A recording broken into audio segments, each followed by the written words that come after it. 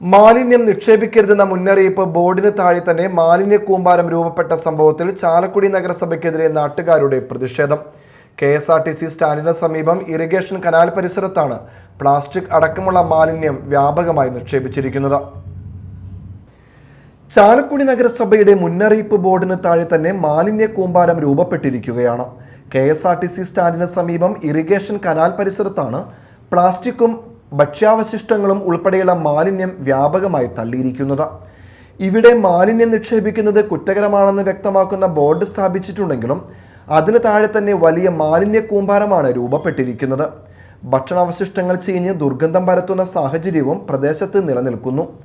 ഇതിന് സമീപ പ്രദേശങ്ങളിലും സമാനമായി മാലിന്യം നിക്ഷേപിച്ചിരിക്കുന്നതായി നാട്ടുകാർ പറയുന്നു. ദുർഗന്ധവും ശുചിത്വ പ്രശ്നങ്ങളും മൂലം പ്രദേശവാസികൾ കടുത്ത ബുദ്ധിമുട്ടിലാണ്. നഗരസഭാ അധികൃതരുടെ ഭാഗത്തു നിന്ന് കാര്യമായി ഇടപെടലുകൾ ഉണ്ടാകുന്നില്ല എന്നതാണ് നാട്ടുകാരുടെ പ്രധാന പരാതി. മാലിന്യ സംസ്കരണ സംവിധാനത്തിൽ കൂടുതൽ ശക്തമായ നടപടികൾ ആവശ്യമാണെന്ന ആവശ്യവും ഉയരുന്നു. Media time, Chalakudy.